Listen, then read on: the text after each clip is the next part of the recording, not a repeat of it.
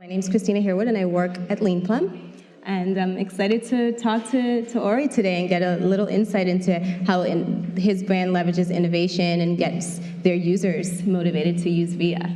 So Ori, you've been at VIA for a while and worn a ton of hats. Can you talk to us about VIA yourself and what your role is today? Sure. So let's start with VIA. Sure. So VIA is a mobile-first ride-sharing company. Anyone here uses VIA in New York? A bunch of people, great. So we are a ride-sharing service. We mostly focus on shared rides, and we really work hard to make shared rides very efficient and affordable. So if you're not using VIA yet, here's an opportunity to save some money. Look me up later. I'll give you my referral code. So we operate in 5 different markets as a direct-to-consumer service, and we also use our technology to power up mass transit in more than 30 other markets. So at VIA, I had the growth team. That's the team that's responsible for driving all growth initiatives across product, marketing, and partnerships. Awesome. So talk to us about the importance of mobile to VIA and how you guys define success. Sure. So obviously we're a mobile-first company, so we think a lot about the mobile user experience. We work a lot on optimizing core funnels and core flows in the app. But also we think a lot about how can we use mobile to better understand the user experience outside the app, because most of the user interaction with our service happens while they're waiting for the car, when they're meeting the car, with the driver, in the car. And we think a lot about how we can use the mobile channel to better understand that experience and to enhance it when possible. So, and the other way we think about this is engagement. And obviously, engagement is important for everyone who's operating a mobile-first business. We see that our best users use our service between 6 and 10 times a week. And how we think about our mobile experience and what type of communication we provide through the mobile channel to help them achieve that level of engagement is a core part of what we do. That's awesome. So that's actually a great segue into talking through some of your segmentation strategies, right? How do you leverage the data that you have on these users that you just were kind of talking about to get these users to go deeper with VIA, to ride more, and also to provide personalization at scale? Yeah. So CRM is a core part of what we do as part of our growth strategy. And again, it goes back to engagement. We see that specifically in our category in transportation, habit is a very strong factor. So people don't wake up in the morning and think and research what is the best way for me to get to work. They do what they're used to do every day. And for us, thinking through that, how we can help our users develop habits of using VIA to get to work and back is a core part of what we do. So that's so that's one part of it. The other part is a lot around understanding the use case and the context, because VIA may work for a lot of people as a commuting solution, because maybe they don't live so close to a public transit, to a subway stop, but for others, others might live really close to work. So sending them a lot of communication around commute is not going to be very effective there. So we think a lot about what use case is appropriate for each of our users based on a variety of data that we have on those users, and then how we can tailor our communication strategy and our CRM campaigns toward that user in order to really be the most helpful for them as a transportation service. Awesome. We did a case study with you guys on dormant users to reactivate them, get them back into the app. Love for you to kind of shed some light and talk about that approach, and then if there was anything that you found interesting in your results. So the case study was really about a series of experiments that we ran last year. It was a big push on our side to kind of really understand how we can bring back users who have churned back into the service and get them to experiment or try using the service again. So we've ran over 100 experiments in terms of different initiatives, different communications, different nudges, different incentives, and we use Lean for that. And we, over time, we've really been able to increase efficiency of our ability to reactivate users by, double-digit %, close to 30% of increased efficiency of reactivation efforts. And obviously, we had a lot of learnings from that, and many of those learnings were very surprising. When you run experiments, you typically think you know the answer, you typically don't know the answer. So, a few interesting nuggets from there is, we found out that it's really important to also think about what happens to users who are exposed to an incentive, but actually choose not to participate. So, if maybe I can share one example is, we had this idea where when someone who was not active for a long time gets back to the service, maybe we can offer them a specific type of offer that would allow them, that it would reinforce the stickiness of the fact that they came back. So, for example, we thought maybe we can offer them 50% off on buying ride credit on our platform. So, put in $15, get $30 of ride credit for using Via.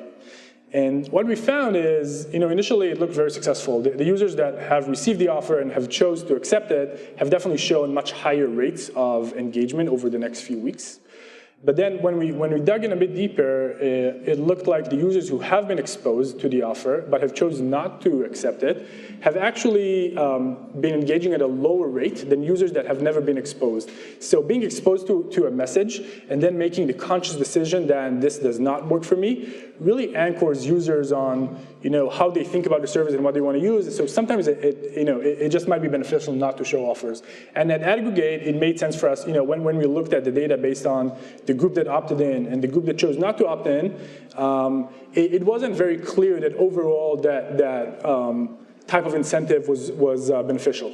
So that was an important learning for us. It's really interesting because we go in with our own hypotheses, and to have those be different, it's also learning, but it's going in with that idea of here's what we think we know and here's what we actually learn to optimize our campaigns. So that's awesome. Sure, and that's why you test all the time. Absolutely. That's our biggest stake in the ground is A/B testing everything. So one of the things that I think is really interesting about Via is you guys are super consumer-centric. And that carries it through the entire user journey. And I'm hoping you can talk about just some of the ways that you guys delight users and add a little touch that kind of sets you guys apart. Sure. So again, it all goes back to developing those habits of using Experimentation and the fact that our best users are those users who use us, like I said, 6 to 10 times a week.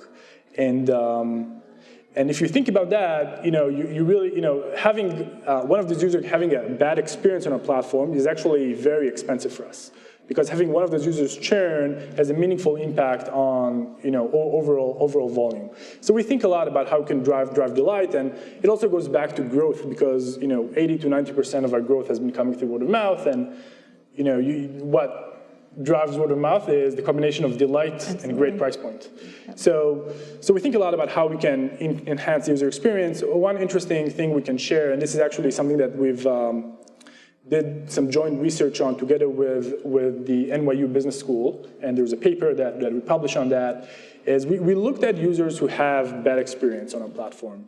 And we work a lot to mitigate bad experience, to make sure that cars arrive on time and drivers, have their kind of, behave, provide great customer service to customers, and cars are in great shape, and customer support, et cetera, et cetera. But, we operate in large, urban, dense markets, and things happen. In New York, your car can get stuck behind a garbage truck, and then the car is 15 minutes late, and there's really very little we can do about it.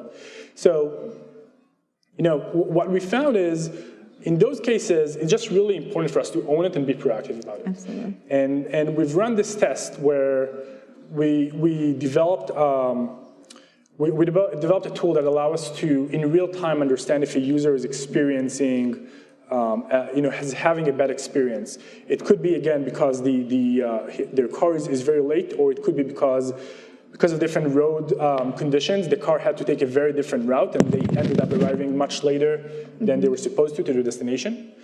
And what we did is, in real time, we actually, when we identified it, we send an SMS message right after the user got dropped off, saying something like, "Hey, we realized this experience wasn't up to standards. We're working on fixing it. Here's 50% off, or here's $5 towards your next ride." And that was an extremely successful initiative. And what we've seen is those users who actually were exposed to this message, even they just went through a very bad experience. Those are like, your cars are 15 minutes late. It's a very, if you're standing in the street in New York waiting for 15 minutes for a car, that's not fun. We've seen that they, even if you take into account the pretty meaningful incentive that we provided, their revenue contribution and their engagement over the next 2 to 4 weeks went way up. That's awesome. I think in this day and age, one of the things that we know works is just that transparency, and as we build brand relationships, so that's an awesome example to share. Yeah.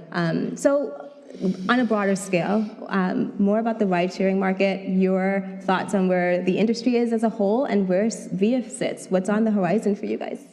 Sure. So, and maybe I can, take a more kind of long-term approach to answer that. So, when we think about the transportation market, we really focus about how shared rides can really help cities create better transit options to residents. And if you think about all the trends that are happening in the industry about ride-hailing on mobile phones, autonomous vehicles, electric vehicles, it is very clear to everyone in transportation that in 10 to 20 years, the way buses and mass transit systems are going to work are not going to be based on fixed schedules, fixed routes.